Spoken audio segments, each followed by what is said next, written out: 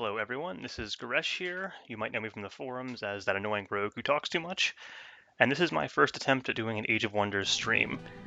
Now, because I don't really have any good editing software or anything like that, I'm kind of just going in here freeform. I'm just going to be basically watching the replay I took earlier and doing a voiceover. Basically just kind of freeform, no editing, no going back, nothing like that. Kind of just to give you a feel of what I was doing at the time, like what's going through my head, kind of what I'm thinking here as I'm, as I would be playing, but as I'm going through here, kind of remembering what I was thinking at the time. Now, this is a 1v1 game. It's Rogue versus Rogue, with me playing as Goblins, with Water Adept, Destruction Adept, and Explorer, against Reef Pirate, who's playing as Dwarves, Rogue as well. I forget what he had offhand. I know he had a Creation Adept for one, but his other abilities I actually can't remember, so I'll kind of be going in a little blind here as well, which might help out with things a little bit. Anyway, so I'm gonna not try and fill the game with too much mindless chatter here. I'll just be focusing on things that, what my goals are at any given point in the game, what's going through my head, basically how I as a rogue would approach the game. So the first thing that's going through my head when I get into the game is just scout. More than anything, I gotta secure the surrounding territory, find out what my strategy is gonna be. Now, I don't commit to any one strategy right off the bat. I kind of just go in, and I'll start with a builder's hall to kind of get me off the ground. Maybe a shrine or, something like that to kind of get myself set up. And then I'll transition to a basic strategy once I know what my goals are and what I have access to. So, first things first, I'm going to get Grimbeak Crows out, and I'm going to start fanning out, exploring the surrounding area with crows, with warg riders, and just kind of, figuring out what my situation is. The first couple turns are going to be pretty quiet, but one thing that immediately stands out for me when I get into this game is that I have a magma forge just south of my throne there. Now, if I can get a stone wall or an observatory up in short order, that gives me access to swarm darters once per turn for, right off the bat, which isn't really a rogue thing, it's more of a goblin thing. But that's a pretty strong opening that I have access to right there, and that's 1,000 times easier than having to rush like a Master's Guild or something else. So right off the bat, I'm kind of sort of leaning towards going with Swarm Daughter Mass strategy. But again, as a rogue, you can't really commit to too much of anything or plan too far ahead. You're kind of just, you adapt to the situation. You kind of go in with, a couple ideas of what's going on, but you don't want to throw yourself into like a rigid strategy, because that's not how rogues play. You have to kind of keep, an open mind. You have to adapt to the surrounding situation and territory, see what the other players are doing, and then from there you kind of just roll with the punches. So right off the bat, I see this river here to my left, and I haven't really fully revealed it yet, but over there to my left is a lake, which somewhat limits my opening expansion territory. Now I'll kind of take a break here and let myself catch up with me here, and get a couple turns ahead before I start filling in on what's going on here. But right off the bat, that lake is going to be a pretty big strategic factor in this game. Now, the first thing I'm going to do here is just immediately take out that bandit camp, because if I don't get rid of it, it's going to be an annoyance. Goblins don't clear very quickly. We're very bad at clearing off nodes and resources, so killing bandit camps quickly is really a huge goal for us, because we want to knock out the bandits and potentially get a free unit that will be of a different race that's a bit more durable, which will compensate us for our weak early game there. I apologize for the beeps there. I didn't realize it would be registering up Steam messages, so those constant beepings you hear are pretty much just people talking to me on Steam while I'm playing. I might take a quick break to talk to them, but it's not going to show up on the video. It only shows up on the audio and not the video for some reason, which is a little weird, but I mean, whatever. Another thing you might have noticed, I don't actually have any defenses in my throne right now. As a goblin, you need to have every single starting unit you have clearing things, because you're going to lose units. I mean, I even throw the warg riders at clearing units, even though it's not really the best idea because they tend to die a lot. But if you don't throw them in there, you'll probably lose an infantry or something like that. So for the first couple turns, I leave my throne empty, but I keep scouts around to watch for incoming enemies. I try to basically keep things so that I can clear faster, but still be ready to retake my throne if someone shows up. So that's not always the best strategy for most races and classes, but for a rogue goblin, that really is kind of the best way to clear without losing tons of troops. So with the camp cleared out now, I'm going to keep on scouting. Next priority is going to be that magma forge. And then immediately after that, I'm probably going to go ahead and probably going to build a stone wall or observatory to secure that for the huge production bonus it'll give me. I'm even considering rushing that, but I think that as I'm looking at this, I probably looked at that, thought about rushing it to get things up faster, then looked at my gold reserves and thought that it was kind of low. I didn't want to rush in case I needed that gold for something else later, like buying Independent City or something along those lines. Now, right off the bat, this really doesn't look too nice on the western side of my base here because there's hardly anything to expand to. It's just a giant lake. There's one or two heavily defended structures there that kind of, limit my options there. So, as is, expansions are not looking too good. We'll see what's going on like east and north of me and see where I'm at there. But opening-wise, this is not looking too good for me. So, probably going to be confined to one city here. Maybe I'll have to build a settler. Maybe not, but it's not looking good in terms of exploiting goblin growth bonuses this game.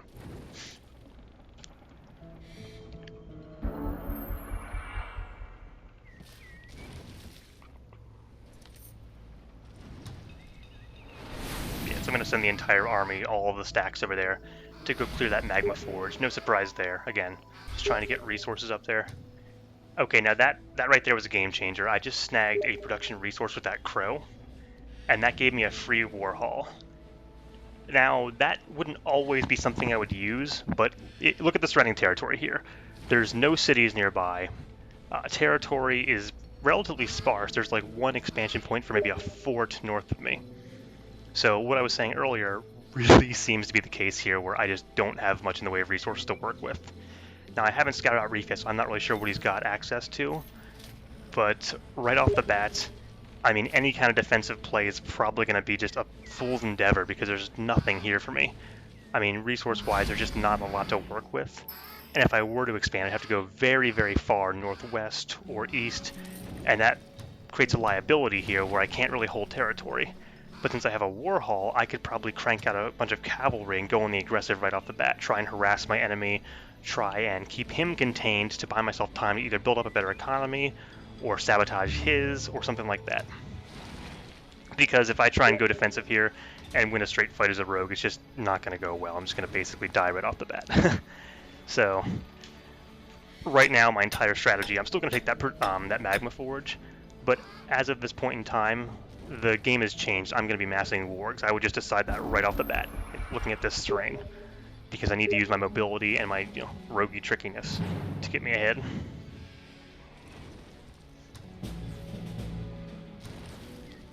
Okay, so I've got a little bit of a gold reserve now. I might start rushing some wargs out here, but I'm probably going to get a rider's hall up first because, well, with goblins anyway, you really need to have, oh, I guess I went for a research thing first. But as goblins, you really need to get those like, the shooting grounds, the riders' halls, things like that up to compensate you for your weak starting HP. That's a big thing as goblins. And if it seems like I'm talking a lot about goblins more than rogues right now, understand that as a rogue, your lower level units are not really super amazing. They're not bad. They're very specialized, very good to mix in with a force. But they're not going to be the baseline of your army. So the race that you pick as a rogue has more of a factor than most other classes. I think sorcerers are probably in the same boat there. But as a rogue, you really have to consider what race you're picking and understand your race even more so than your class. Now, I'm kind of aggressively clearing here because I know I'm going to go on the offensive soon. And the reason for that is because I want to kind of get myself in a position where I've got a good amount of surplus research and things like that coming through, so that when I do go on the aggressive, I can at least kind of, even when confined to one city, continue to keep kind of getting ahead, at least getting, more casting points, more spells. Things will help me get ahead a little bit.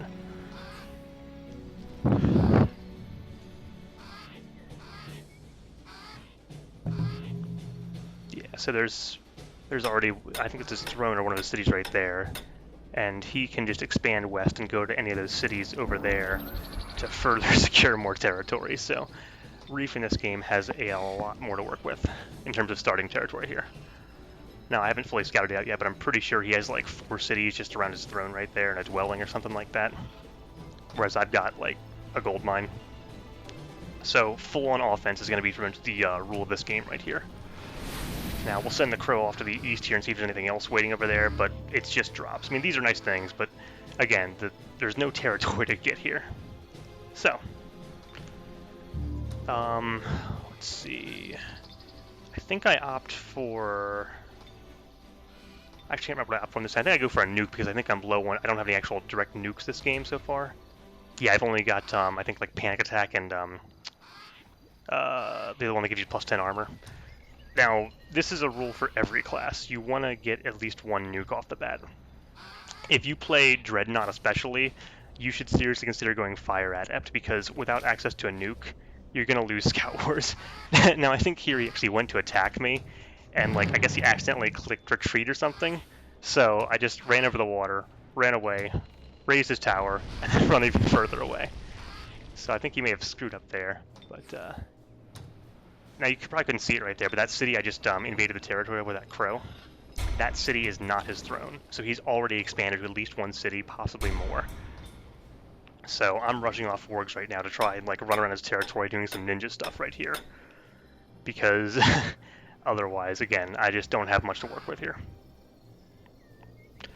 Now, I think I do consider buying one of the cities over to the east or to the northwest, because these rivers here kind of block off his ability to expand, and there are some neutrals over there, so I may actually wind up purchasing a neutral city here with a bit of excess gold. We'll see how that goes, though.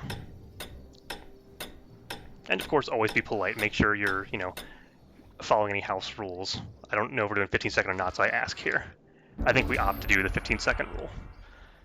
You may have caught that as well right there. Reef forgot to scout that, so I got some more treasure drops over there that he missed. So scouting is important, especially as a rogue, but as other classes too. Make sure you're not leaving any production resources or scrolls lying around for the enemy to pick up.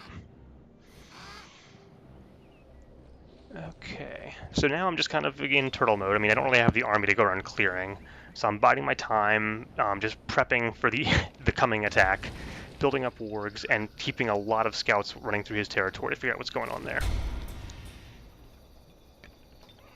Yeah, I'm rushing out wargs now.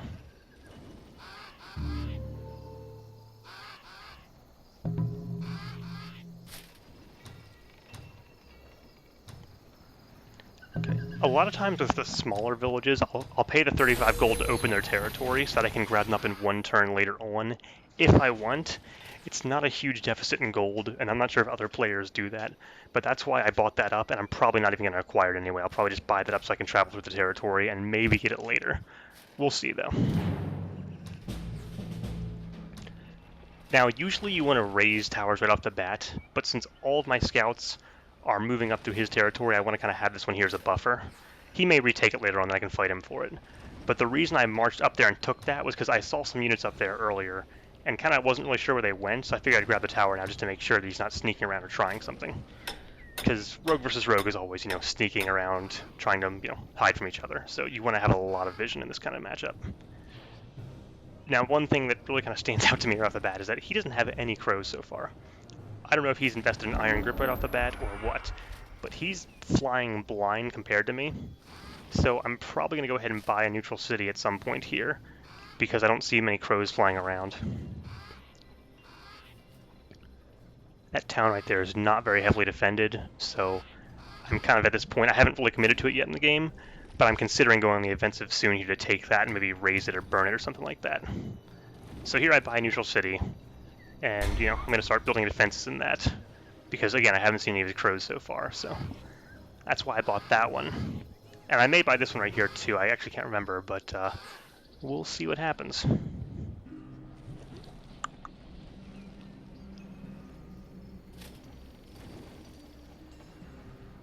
Okay, so I've got 2 or 3 wargs left until I can really get a cavalry stack going. Now, cavalry typically, something to keep in mind is that a cavalry stack is meant to be kind of like a mobile, you know, harassment force. They're not meant to take cities, they suck versus walls, and they're not really, like, in terms of just raw cost effectiveness for pure fighting, they're not the best units. However, if you have access to very good intel, you know, you have a lot more, say, better scouts than your opponent, then you can actually use their speed even more advantageously than other classes, which is why you see cavalry being such a strong unit for a rogue. Additionally, because the instant a rogue gets level 2, you can get Infiltration Squad, those cavalry that I'm building actually can have wall climbing, which makes them even more dangerous when facing lightly defended cities. So cavalry stacks on a rogue can be really dangerous, and I strongly advise you consider using it, but don't expect them to win fights for you. They're not good in a fight, especially Goblin cavalry. They're pretty good. Ah, crap. So here I was talking about how I didn't see any crows, and I thought, oh, I'd have time. But now he's got at least 3 cities, maybe more, and I'm down to 1. So here I really kind of screwed the pooch on that one, and just completely sabotaged any infrastructure I have. So just in terms of raw economy, he's probably got double my resources right now.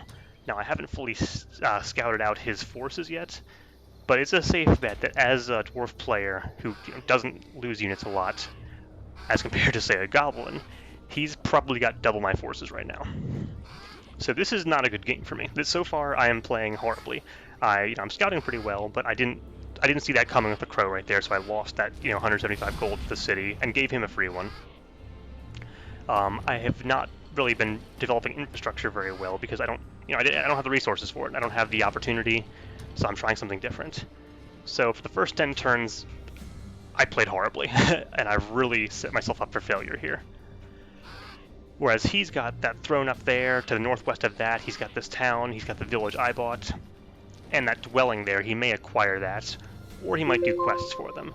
But either way, he's got a lot to work with, so he's really well off, whereas I'm really not. At this point, I'm probably going to raise that tower soon so he can't take it and use it, but he's kind of scouting around looking for targets of opportunity. He's avoiding getting in range of my main stack because he knows that I've got, that I might send crows out and kill him or something like that. So Reef is now scouting pretty heavily, and it looks like he's mostly kind of just questing, clearing, expanding, kind of developing his infrastructure because he knows I don't have one. Let's see here. I think it's only like 2 or 3 more turns until I go on the offensive here. Just waiting for that cavalry to come out.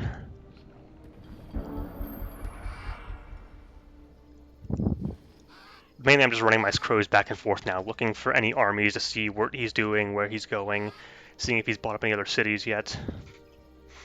So it's kind of dull for right now, and I do apologize for that. But again, rogues don't really have a great early game.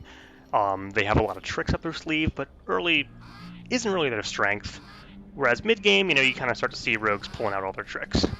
And with goblins, it's doubly so. They just don't have the early game. So it's mostly a game of just, building up a couple of units to build a strike team, and then go on the offensive.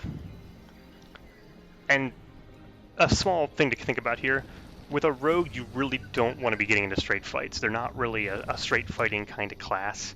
You want to build strike teams of just enough units to take a city, or take off a couple stragglers, or hit a builder, something like that. You don't really want to, build a big 3-stack army and go march at the enemy unless you completely outnumber them. So you kind of want to keep your forces divided up into smaller squads. So the first of those squads is going to be coming out here in a turn or 2, and then as soon as that's done, I'm just charging at him. I'm going all the way up there. I'm going to do what I can. And, even though he outnumbers me right now, when you have a faster force and as much scouts as a rogue has, you can sometimes just march at the enemy with a fraction of their forces and just see how they react. And if they make a mistake or they miscalculate, you can run past them and take a city. You can run away and have them chase you to waste their time while your capital continues to build units, So don't be afraid as a rogue that just because you're outnumbered, don't like turtle up and wait in your base, because then you'll just lose, because you're never going to bounce back from that. If you're playing a rogue and you're outnumbered, start getting creative. Try and think of some crazy plan, see what happens. So I'm going here to scout that real quick. I think, I don't know if I attack that city to take it back, because truth be told, it's not really producing a lot of gold for either of us right now. He's probably getting like 12 gold from it. So although it is there and annoying that I lost that, I'm actually not too concerned about that so much as the other town he has west of his throne.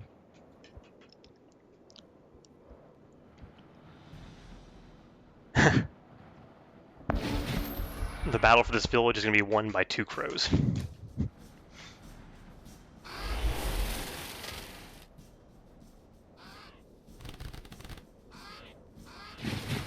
And again, I apologize if the quality is a little bit low on this. This is my first attempt at streaming anything, so the quality is a bit suboptimal, and I'm still looking into some video editing software to kind of, get this kind of a bit better voiced over. I can kind of edit things out, cut things in here and there, and what have you. But for the time being, we'll just have to do.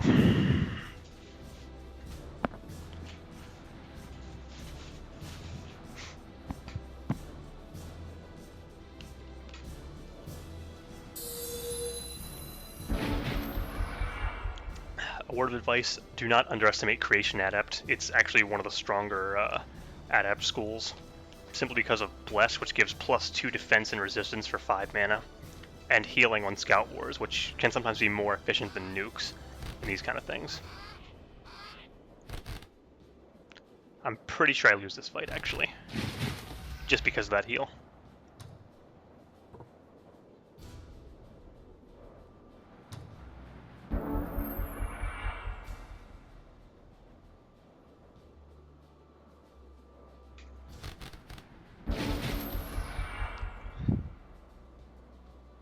Oh, and don't like just charge units in during a Scout War. When it comes to rogues especially, these, well, any of the classes that are really scouting dependent, winning these scout fights can literally decide a game. And I'm not even kidding, like, I've had games between rogues, won based on who had more crows out, not because they were fighting, just because when you're sneaking around trying to out-sneak each other, having that kind of vision really matters. No, I actually come out and win this one. Cool. But again, it's probably going to be like 12 gold per turn, so it's... well, we'll see. At this point, I am seriously considering plundering it just to get it out of the way, since I can't really use it, and he can't really use it, and it's not really very developed. There's no way I'm going to have the resources to develop it. So, I think I opt just to absorb it anyway, but when a city's that far out of the way, and not doing too much, it really does cause some problems for me.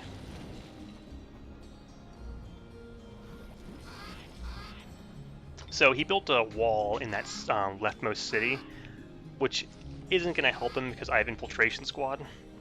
He's got a wall on his throne too, which won't help him. But he's leaving both his throne and that city pretty lightly defended. I'm kind of making a note of that, even though I haven't marched yet. So again, I'm scoping him out. I'm trying to see what is he going to do, what kind of stuff he's going to do. I'm chasing a crow right here, but it runs away before I can reach it, so. That was why I kind of broke off there. I'm not sure if you guys could see that, but there was a crow that just kind of flickered into vision for a second, then ran away.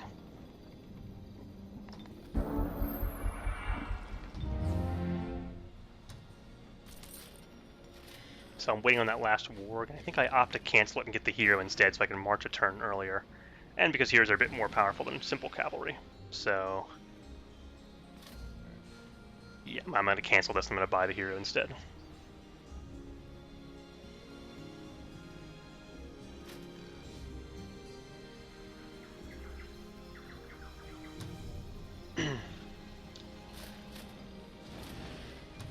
Okay, so that's my strike team right there.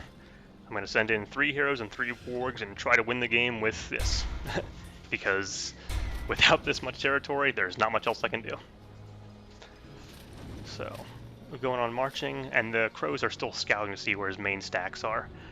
You can't really see that, but those stacks right there, there's 5 units in one of them and 3 in the other. So he's got 8 units right there, just in his roaming cavalry stacks. We saw 2 prospectors in the westmost city, and the throne, I think, has 3 units in there. So he's got about, looks like 13 or 14 units so far, maybe more. That's just what I can see right now. So I'm probably going to do another pass with the crows here shortly and see what's up. But I'm kind of considering, what else to do. Tech-wise, because I don't have access to Scorched Earth, and the cost of trying to reach it would be digging through all the other enchantments, I'm just continuing to build towards Assassins, because I may need them in mid-game, and nothing else really stands out as being super impactful right now, like in the early game. Now, even though I'm marching up here, I'm kind of nervous, because I see those 2 stacks moving west towards my target that I'm heading towards. And even though he can't see me, if he can get there within the 2 turns of me occupying it, he'll be able to recover it before I can raise it.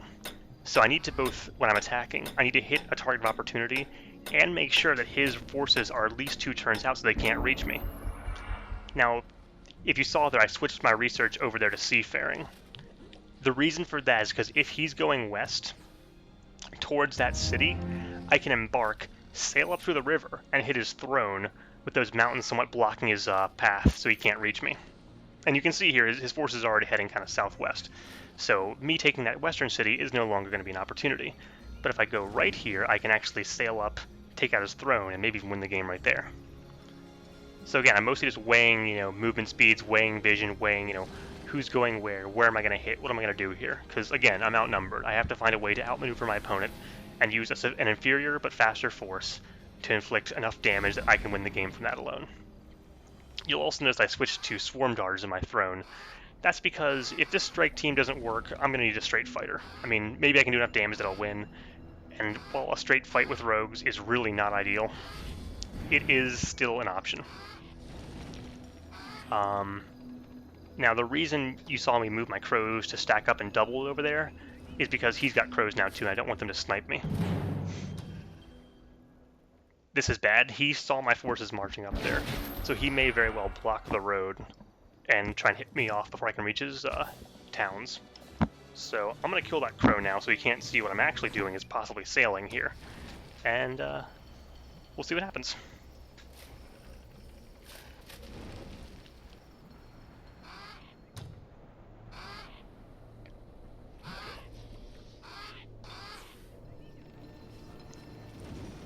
Yep, so it's producing 21 gold there, which is still helpful, but, again, not a huge factor. It's nice, though, so I'm hoping I can hold that territory, but he's probably going to retake it or something. I feel like we're both going to be doing, like, crow wars over that city on the left, but oh well. So let's see here. Oh, and since I got a quest from that dwelling, he may very well go and do that as well and get, either to be absorbed or get a giant, so that's a factor as well to keep in mind. So yeah, me attacking that city isn't going to happen. It's just not an opportunity anymore. He's got, again, like almost double my forces between the garrison and the stacks right there, just waiting for me. So what I'm going to do here is I'm going to actually wait for another minute and wait until I see what he does this turn. So I delay my movement until the last 30 seconds of the turn so I can react to what he's doing and gain a little bit of advantage there. It's kind of like the reverse of doing the double move where you move and turn, then move again. Okay, so here he is there. He moved right, I'm going to run up there. Now, if you look there, you can barely see, but if you count the hexes, my stack is exactly 6 hexes away from his crow, which means it's literally 1 hex into fog. So even though I'm right there, even though my crow's right there, I am literally just inside of the fog of war where he can't see me here. Now, it's kind of hard to tell, but oh, there goes my city. But as a rogue, you need to be extremely aware of what your enemy sees, because even if you're not using concealment or stuff like that, you can still use your amazing scouting ability to see what they see and then react to that. Now, I opt for panic attack here because I want to try and turn it into a 1v1, and if you panic a unit on the first turn, it'll run away and leave the battlefield. So that didn't work out, so I just surrender. So, lost that village, back down to just my throne versus his 3 cities. I think I'm going for a shrine now because I'm going to need the mana for my strike team, which sucks, but whatever. Anyway, so yeah, I'm literally 1 hex into fog here. Now, I could literally, in a single movement, I could take that city right there because I've got cavalry with a road leading up to it. He can't see me yet, but in a single turn, I can take his western village right there and knock it out. So what I'm going to do here, to prevent him from reinforcing, I'm going to run these crows up there, take the haste berry so he can't reach the town in time, then run over to the right and use the crows as bait so that he will try and attack me with his forces there and waste some of his movement. So I'm going to actually sacrifice these 2 crows to destroy the haste berries, then go over there and sacrifice them so that his units will actually lose movement chasing me, and then take his village.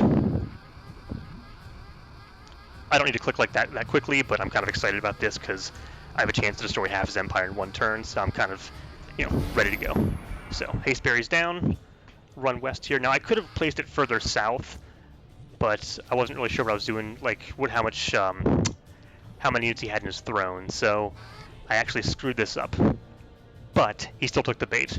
So in a second here, his force is going to come through the fog, try and hit mine because he wants the EXP for his heroes, and then I'm going to take his village. I also can see here that he's got a lot of units in his throne. I think he's got a full stack sitting in his throne right there, which means he's up to almost 3 stacks of units on turn 15, and I've still got like 8 units, so I am seriously outnumbered here and need to just avoid a fight at all costs. My goal is infrastructure damage, territorial sabotage, and anything I can do to basically limit his ability to produce more troops. Alright, so these guys go down, he takes the bait, they're dead. Just sacrifice and surrender right off the bat.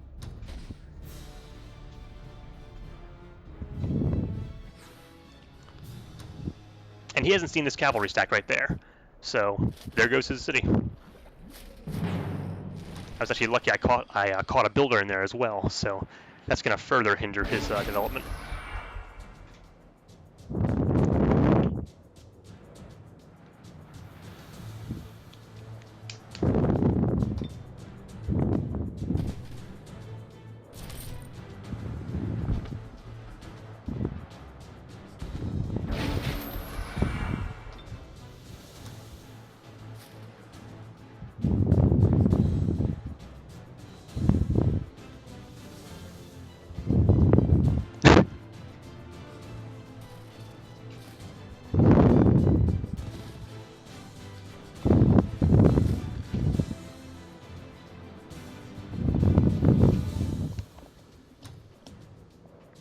So even though this isn't really like a big fight where I'm going to lose a bunch of units, I'm trying to make sure that going into this I'm not going to lose even a single unit to spells.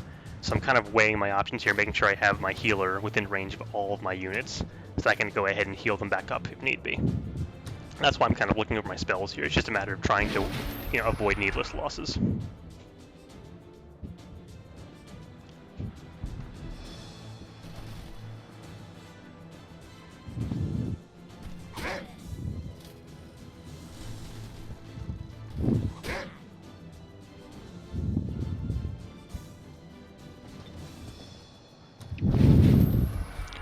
Now this is actually kind of smart on his part. He knows he's in a bad situation, but he knows he's going to lose this fight. But he's trying to inflict maximum casualties to my forces. So he's moving his builder over there to use it as a wall. He's basically going to use the builder to block for his guys to throw rocks. But it's not going to work because I'm going to kill him first. And yeah, this is why rogues are very well equipped to use cavalry, because infiltration squad plus cavalry basically negates their primary weakness, which is, again, struggling with walls. And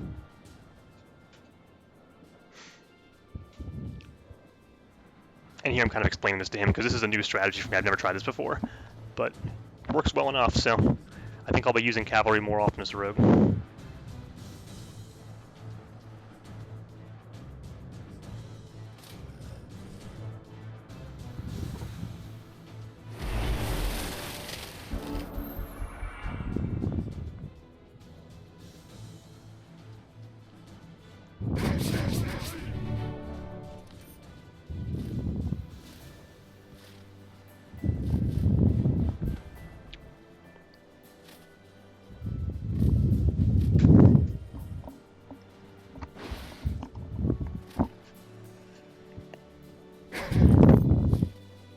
So that cavalry was down to 1 HP. Barely survived. Got kind of lucky on that one. But, whatever. And no, unfortunately those builders don't have attacks, or else that cavalry would be dead.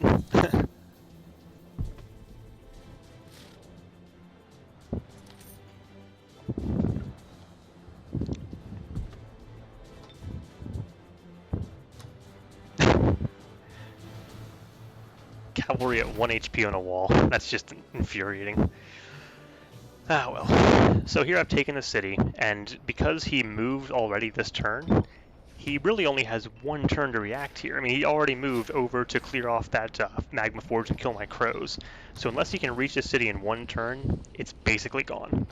So I'm going to level up here, going to set it on fire, and then I stall for a turn basically to prevent his crows from getting back there and retaking it real quick.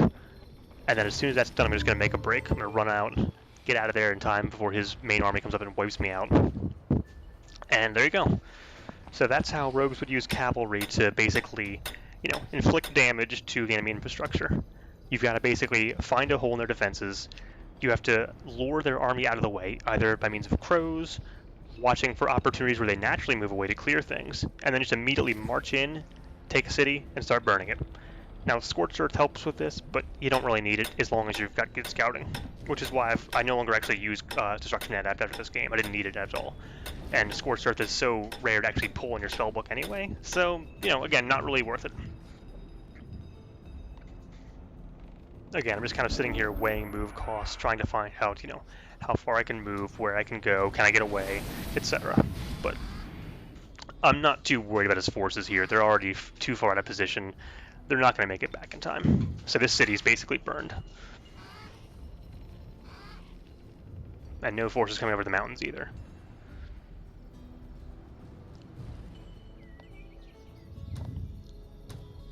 He still hasn't acquired that city over there, so he's got now the village and his capital.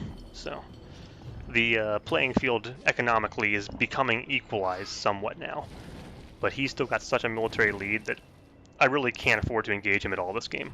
I'm going to continue to try and basically use hit and run tactics to soften him up, and continue to do that for like the next, half hour this game goes on.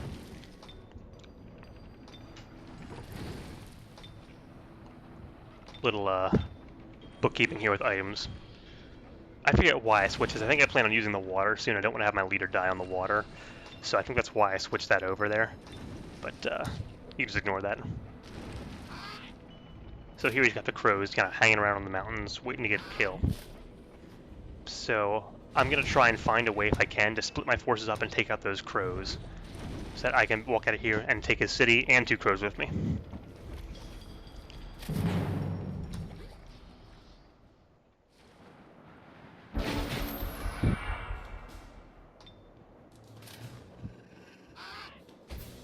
Okay, 1 down.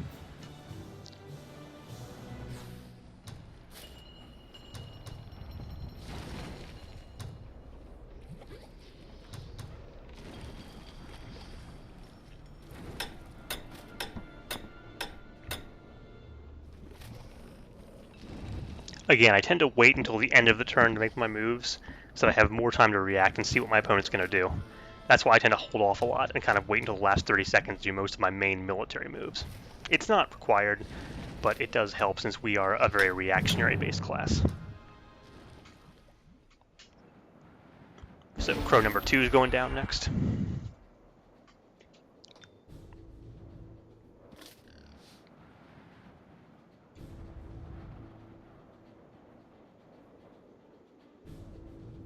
I think he's just going to surrender here. Yep, he surrenders.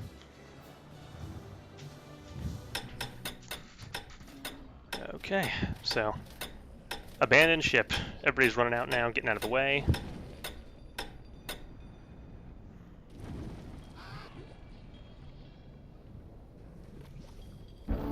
And the city's down. So, mission successful. Strike teams, evacuating the area now. So any counterattacks that come, they'll be long gone by the time they arrived. However, here's the thing. You see there how, I've got my scouts in place, but no forces are coming. Reef actually knew he wouldn't make it in time, so he just abandoned it completely, and instead went and did a quest for that giant dwelling to the west, or to the east of his city. So now he's either acquired the dwelling, or he's gotten himself a free giant. Which means that even though I did damage his infrastructure, it's not enough right now. He's still ahead of me, he's still winning this game, and I've got to find some kind of way to basically get a lead on him without, without like losing everything in the process. So at this point, I don't want to go running back at him because he's only got 1 city left, or 2 to my knowledge. So, I can go take his city off to the left right there, but I'm thinking I want to actually grab this city right here, and then use seafaring just to reinforce it from my capital. That way I can finally get some kind of economic equality with him. But I'm, again, weighing the odds here, considering what the best course of action here is. I have to kill that instead to get a little bit of EXP and gold, because, again, weak economy, need to clear. Back to Swarm Darter production in my throne. Raise the Watchtower. I actually don't think I ever do that quest because I don't have the forces nearby to do it in the first place. But either way.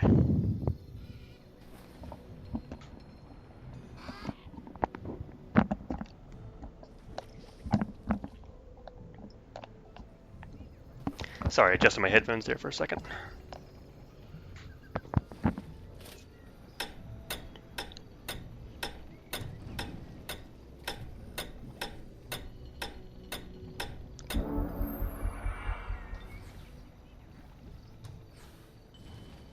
So he gives me a quest to kill some. I was going to invade this guy, but instead he gives me a quest to kill some wargs and or kill some units and get a warg in the process, which I naturally decided to take because even if I lose a warg during doing the quest, I get another one for free, and my heroes might level up. So this is kind of a no-brainer there. I get a little bit of gold. I get a unit I'm going to use anyway, so I'm going to take this quest and clear these guys out.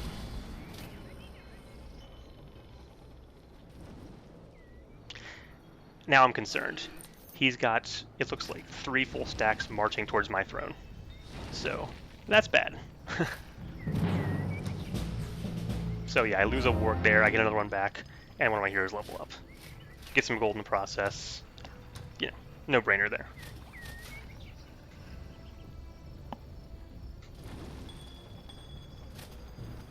So now I'm considering going into the water there and sailing down to reinforce my throne. But I believe I opt not to after scouting him a little bit more. Yeah, he's got a giant right there, a bunch of axemen, some forge priests, and that's just the 2 stacks right there. There's another one even further north of that, which is like, I think, 5 units with some war riders in there. But he's leaving his throne undefended. Now, that information right there is going to be crucial. From what I can tell, looking at his forces, he has such a big army, he can't sustain it. Like, he's got 3 full stacks running off of 1 city, which means that he is probably getting killed by upkeep right now. He probably can't build much else. Now, I could try and rush that with a crow, but then he'll just run back and kill the crow, and I need my intel more than I need, 1 turn of owning his throne right now. So, I'm not going to throw that crow at his throne. I am considering taking that village again, though, and moving my throne there, but I think I opt not to. Yeah, so he's still marching south with everything he's got, which means in maybe 4 or 5 turns, I'm going to have to deal with 3 stacks and all that in my throne. Yeah, he's still on the death march, so I'm kind of in a bad situation here.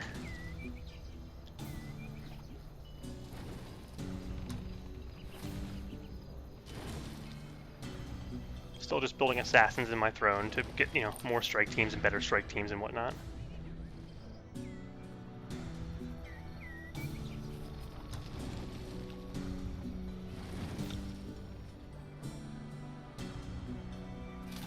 Alright.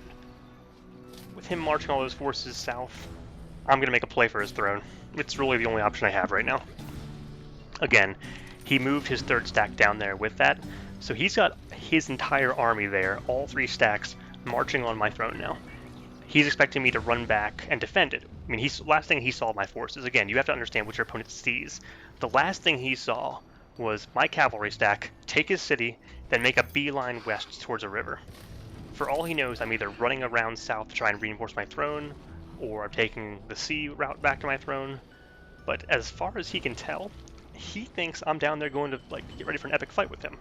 I'm actually making a beeline for his throne, and when he goes for mine, my forces are going to run away, embark, and leave him with nothing to fight.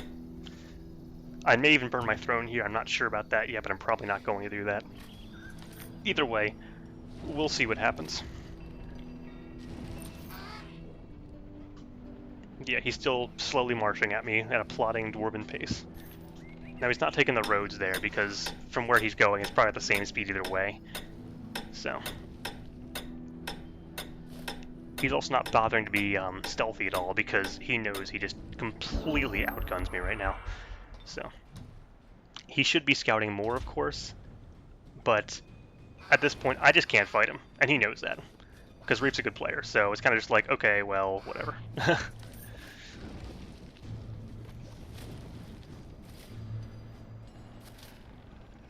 So next turn I can hit his throne. But I'm actually going to wait until he fully commits to attacking mine, so he'll be completely out of position to defend it, and then I'll hit it.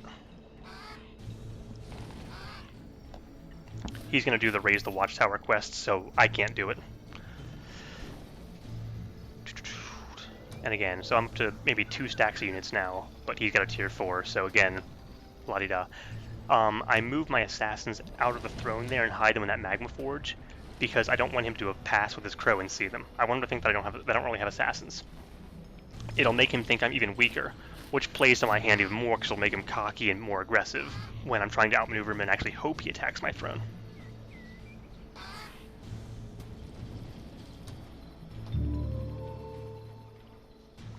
Now, he's not really summoning too many crows, so I'm under the impression that somehow he's getting screwed on upkeep even more than I thought, or he's got enchantments up or something like that. Maybe he's got corpse looting up. Either way, he's not really spending a lot of mana on scouts, so I don't know why that's the case. But, again, this leaves him largely blind to what I'm doing, whereas I know exactly what he's doing. And that's how you win with a rogue. You have more information than your opponent, and you use what you know and what they think they know against them.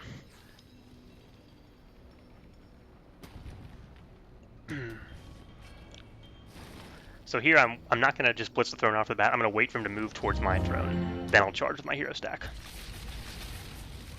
Continuing to hide those assassins. Ah, that's where his mana went. His mana went towards Poison Mastery. So his forces are even stronger now. Hooray. Oh, jeez. So, Raise Watchtower failed, which means that he got the village. So, another city I have to deal with now. I'm going to go ahead and summon a crow and send it over there to see if maybe I can retake that village that he just acquired real quick.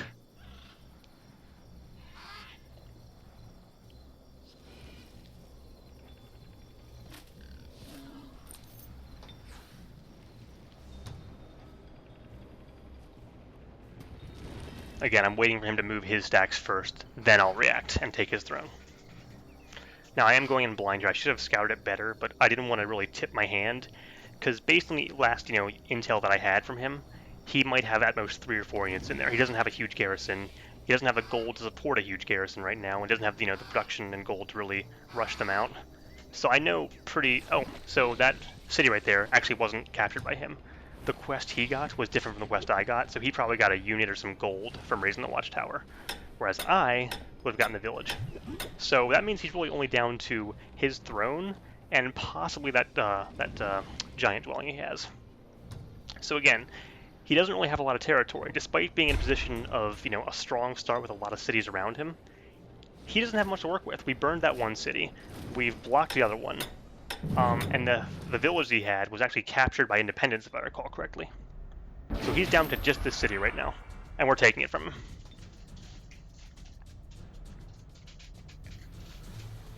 Again, very lightly defended, so going to be a complete cakewalk to take the city. Just focus on avoiding any unnecessary loss of life here.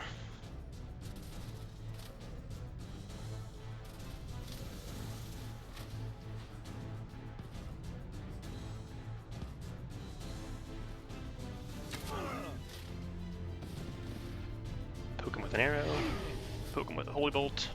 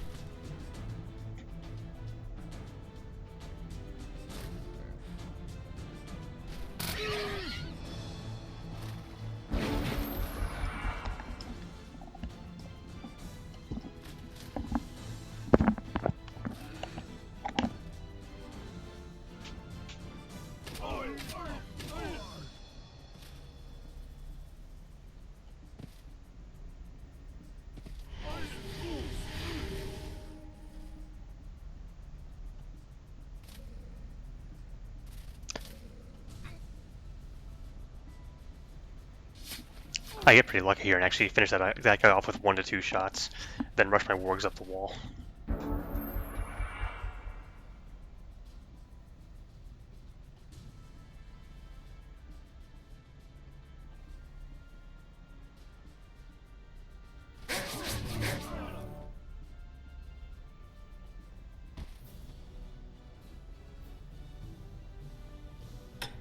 Alright, so throne secured.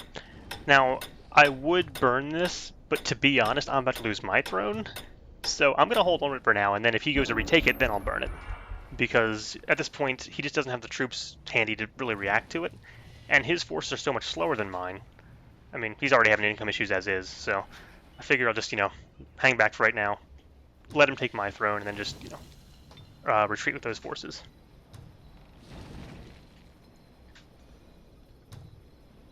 So there's the big death stack marched on my throne. I don't really care. He can have it. Whatever. I mean, this is going to hurt my economy a lot, but better to have a hurt economy than to be dead. So there goes the throne. My second strike team is running away from the throne right now. I believe I'll send them northwest to take some of those independent villages right there. Now, right there, that quest showed up telling me that, again, that giant dwelling was not captured by him. The quest from these independents right here did not give him that village. So even though he's done a lot of quests, he hasn't gotten much of anything, really. He's down to just my throne now for his city. Which means that, again, I'm killing him with upkeep. That's my best option right now, just to basically put a stranglehold on the economy on the map, and use the fact that his forces have so much larger upkeep because he's got a tier 4 and 3 stacks to kill him by just attacking his wallet. And the game is kind of dragging out with that, where I'm just avoiding him at all costs, but that's really my best play here. It's just, again, he's got the economic advantage, turn it against him, and just turn it into an economic disadvantage. So here I'm just trying to get some basic defenders that I can run my my strike team away, and then make sure that it won't get captured by crows. And his throne actually has less income than mine, which is really sad. Even though he had a lot of cities around him, his base income was lower due to crappy neutral structures. So I kind of complain about that. It's alright, but he doesn't have a magma forge like I do, so I kind of don't like that.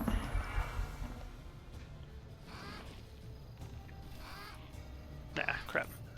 I think he accidentally hit retreat again or something because that crow lived, or maybe something bugged out there, but either way, my crow got away there, so crows are still up and running. I gotta keep vision on his heroes, because if I lose sight of that stack, I have no idea what he's doing.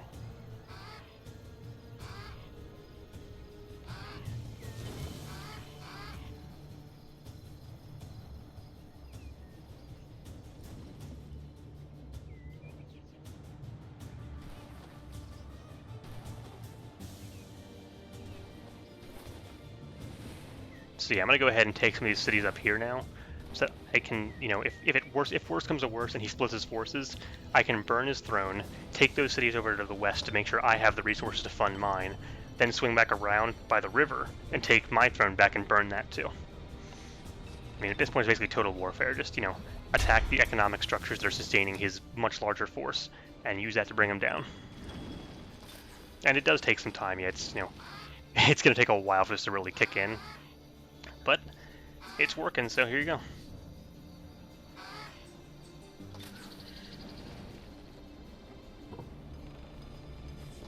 I think I'm opting for scoundrels for my defensive force up here. Again, I just need to have like 1 or 2 units in there to stop the crows from retaking it, while I can run around doing whatever I want.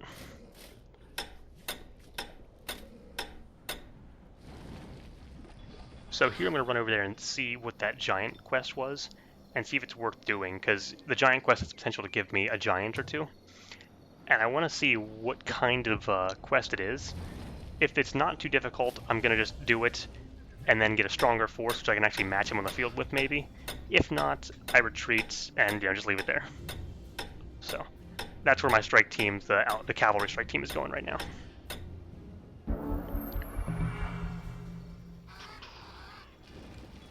I'm going to burn that watchtower and deny him information.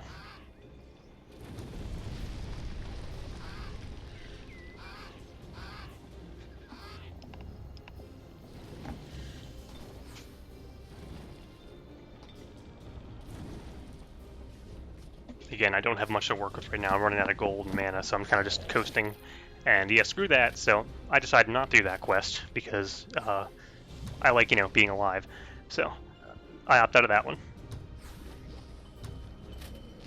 Yeah, 2 giants isn't worth dealing with a freaking tier 4 and a bunch of, wisps right now, especially when I've got this little forces, so.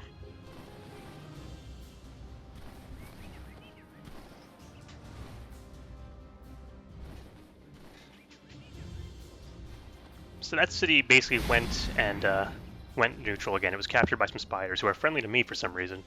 But I'm going to go ahead and declare war because I can't afford to pay for them.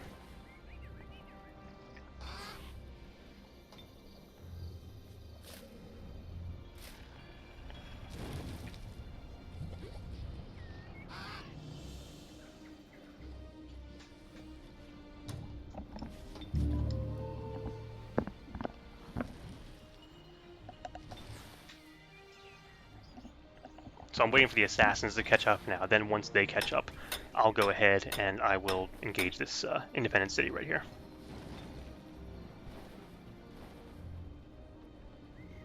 So one turn, and I'll take the city. I think I'm just kind of, again, biding my time, trying to, secure an economic edge since I can't fight him.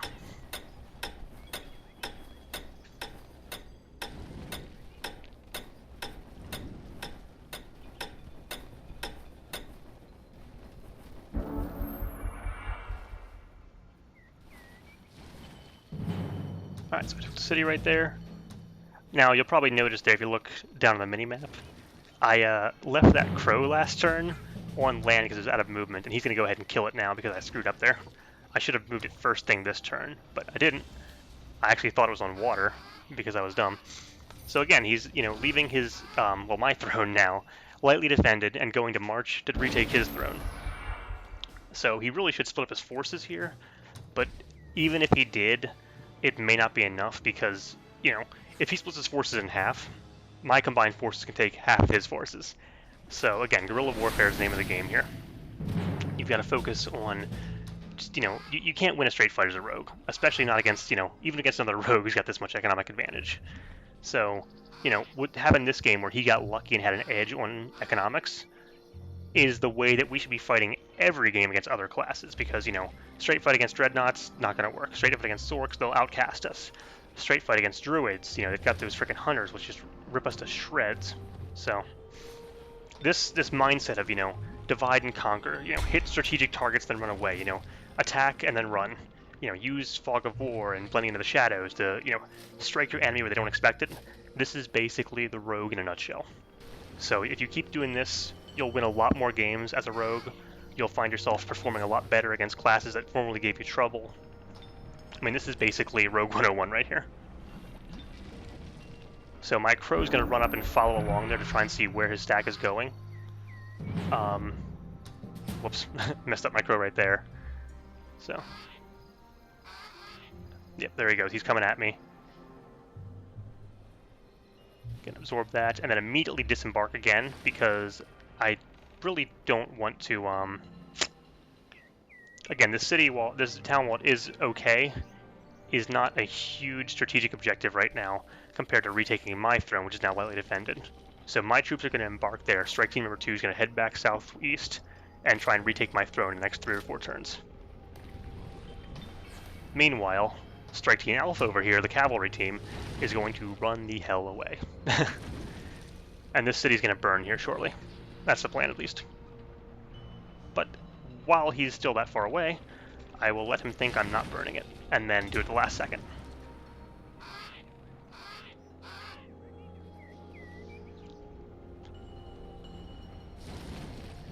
Basically, it's going to be as soon as that assassin's done building, that city's going to burn.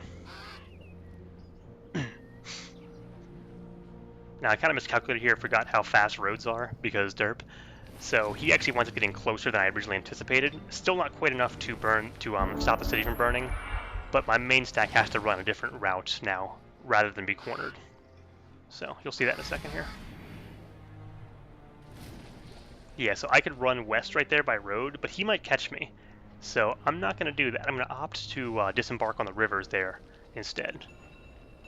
And now's the time to start the burning.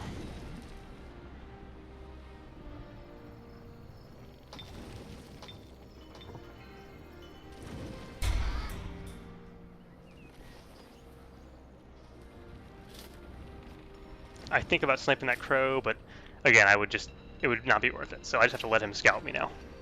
And there he is, coming right up on me, which, again, I miscalculated, so this is why you wait until the end of the turn to make your calls as a rogue, especially.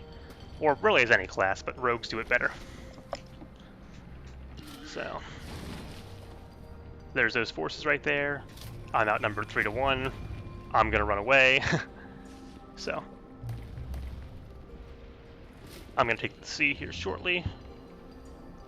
But first, let's start some fires.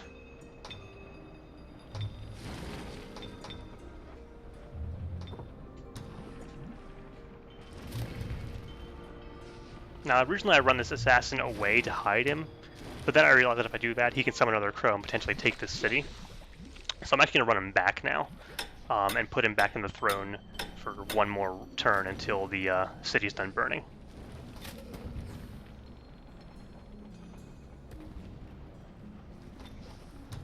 I opt for counter poison because I know he's using poison mastery. It's not a great buff, but you know, in rogue versus rogue, it has a place. Oh, and when you're leveling your heroes, you want to adapt your level up strategy based on what you're facing. So like as a rogue, you want to take Dirty Half Dozen if you're facing a Theocrat, you want to take Counter Poison if you're facing a Rogue. If you're using Cavalry, you want Infiltration Squad. If you're not using Cavalry, you don't want Infiltration Squad. So you really want to change your strategy up based on what's going on in the game. You know, there's no set pattern of upgrades for a player to use. You adapt what you both what you build and what level ups you take for your hero based on your enemy's behavior. So make sure that you're doing that.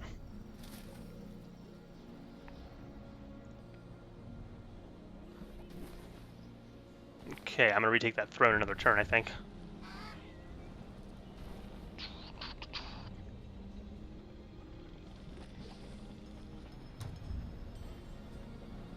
Again, I'm just testing how far I can move in a given turn. He can reach this throne next turn, but it's not gonna be enough.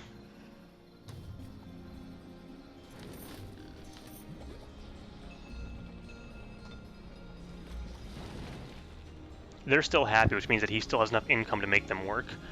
But again, with that much income right there, the fact that he took a while to absorb my throne, I'm gambling here, but I'm guessing he's pretty low on gold. And my goal here is to put him in a position where he'll be, you know, starved for income for, you know, enough turns that he cannot safely take something or get his income set up before he starts getting mass desertions. So that's my plan for the game. Set him up to starve, basically. Alright, this is now my new throne, potentially. Maybe. We'll see what happens, but, there you go. And now to retake my old throne.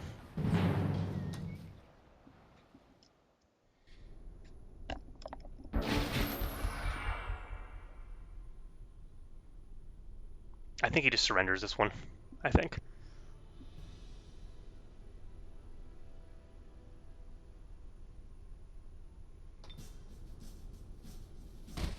Yep, so throne's back under my control, his throne's burned to the ground.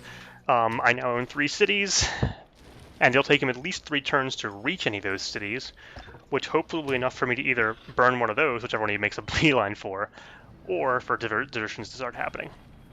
Now the one really big screw up I had here, and this is just terrible, I let my mana income go negative due to the fact that I was, you know, denied income for a few turns. So I have no crows, I have no scouts right now. I don't know where he's going.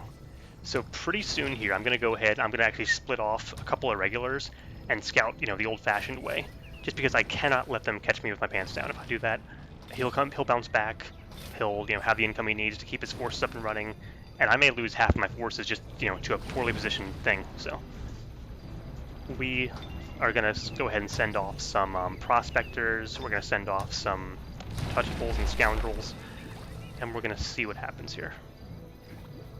I may wait another turn to start scouting, but either way, I'm definitely going to be doing that. So I also make a huge miscalculation here. I thought I selected Migrate to Dwarves or Absorb here, but I actually didn't. I actually like left this city just not occupied for like 10 turns. So, well, 3 turns, but either way, don't do that. That's stupid.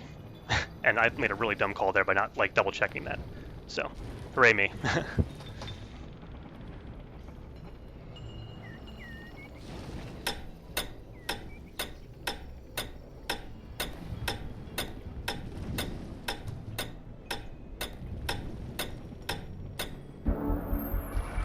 Okay.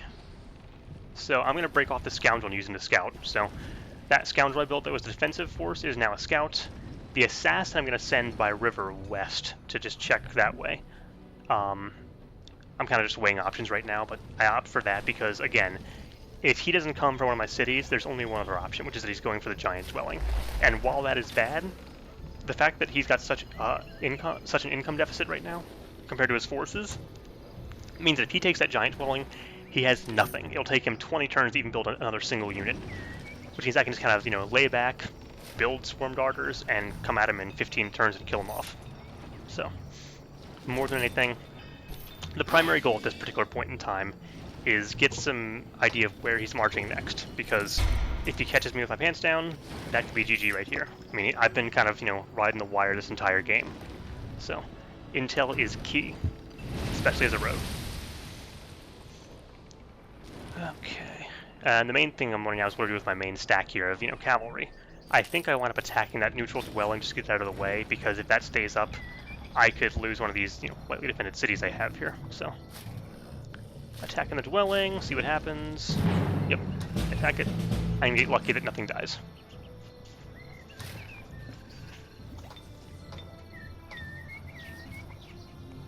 So turn 30 and most of my heroes are still level 4.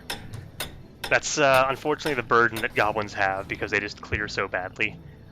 And again, as rogues, you don't really engage very often. So if you like leveling up a lot, do not play goblin rogue. Play dwarf rogue, play elf rogue, play something else. But if you're playing goblins, you just don't get to level up very much. Unless you're playing Theocrat, in which case you level up constantly. But it's really a weakness of the goblin race that has to be kept in mind. It doesn't mean they're underpowered. They're definitely not the best race in multiplayer, but they're not underpowered. They're still pretty good. You just got to understand they're not a level up race. They're a race of numbers, or a race of efficiency and ambushes. They're not a race of going on clearing everything. With them, you just kind of hang back and engage the enemy with a bunch of swarm darters and try and use like rocks and cover to protect you. So most of your units will never go past, say, I would say probably veteran. Some will. These warg riders have been just like, living like champs, but most units are going to die off pretty quickly. So again, I don't know where he is. I'm kind of worried right now because I've checked all the main routes. And this assassin here checks that road and he's not there either. Now, he may have Stealth Commander by now because he's been leveling up and playing dwarves. But even if he has that, he can't hide 3 stacks. So either he's running along through the trees or out, along the right-hand side outside of my vision range, or he made a beeline for the dwarf, or for the dwelling right there. And it looks like he just did that quest. So yeah, he went for the dwelling, did a quest there, and completed it. So he's got the giant dwelling right now, which is bad. But again, at least that means I have more time to develop these cities here.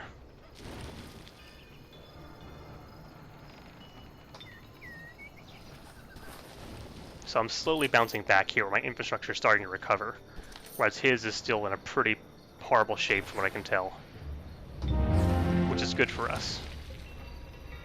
Now, at this point, pay attention to the chat.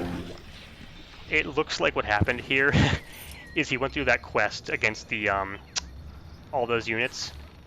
Well, I'll let you read it here. I say what happened. He says... Okay, so what happened was my strategy of upkeep attack worked. A third of his forces deserted last turn. Then he attacked that stack for the quest with the giant dwelling with his remaining 2 stacks and lost half of those because Eldritch Horrors are terrifying. So the strategy of avoiding him, attacking his supply lines, and containing him actually worked. He lost a huge number of his forces right there, and then made one mistake attacking a quest stack that he couldn't take. So he basically just lost right here without me engaging him even once. I think I killed like, 4 or 6 of his units this entire game because he outnumbered me the entire game. So I couldn't fight him. So instead, I used subterfuge, I used faster troops, good scouting, and just played a war of attrition and guerrilla warfare against him. So basically, without ever engaging that big death stack, we just won the game. So that's how you play rogues. In a second here, he's going to surrender, and I'll show you the final graph and talk a bit more about that. But I hope you guys enjoyed this. It's my first attempt at this, so it's definitely kind of an experiment for me. I'm gonna try and get some better video editing software so I can actually like do multiple takes, not ramble like this. I'm gonna try and upgrade the quality of the stream a little bit next time. But yeah, I mean, this is again, this is kind of a trial run, just kind of see, how I play, how rogues play, how streaming works, etc., etc. So, me and him are just kind of, talking now. Me and Reef play a lot, so we're always pretty friendly. But in a second here, the surrender will go through and I'll show you the final graph. So, give me like 2 more minutes here. Sorry about this. I can't really edit it right now because, again, don't have the software for it. But just in case he does recover, I'm sending my troops here and kind of getting them in position to make a final march on him and take him out. But it's not going to be necessary. And again, as a rogue, don't be afraid to burn everything. You want to burn as much as you possibly can because you can't win a fight. So if you can't win a fight, just start burning things. Eventually their upkeep and their lack of resources will kill them, and so you don't have to. So there we go. Turn 33. Let's take a look at the mill. Oh, sorry, you can't really see this that well. I'm going to move it up so you can kind of see a little bit there. So overall score, we're about the same until we started to have desertions and have stuff burned. Knowledge score, we were neck and neck. So, knowledge, you don't want to neglect it, but depending upon the situation, you don't want to necessarily, blitz it either. Happiness doesn't really matter. Military, though, you'll see what I mean. He was just massively ahead of me this entire game, and I couldn't for about 20 turns there. If I engaged him, it would have been a wipe. I would have been just completely destroyed. Can't risk it. Can't play that way. So as a good rogue, you want to avoid fighting unless you have overwhelming military advantage. You don't fight unless you have to, or it's really, really easy. So use your scouts, use your ability to conceal yourself, use the fact that you have tools to make your units better at taking cities. You can use cavalry to much better effect. You can use crows. Crows have a longer vision than any other scout in the game, so you can actually see your enemy when they can't see you. And so you can be watching them, and they won't even know you're watching them. So use that kind of thing, understand the vision range of your opponent, and use that to outmaneuver them. Alright, so that's the end of that little stream right there. I hope you guys enjoyed this. By all means, I'm going to post this to the forums in a second here, so leave some comments, tell me what you liked, what you didn't like. Give me some feedback here. I would love to hear what you guys have to say. So, thanks again for watching.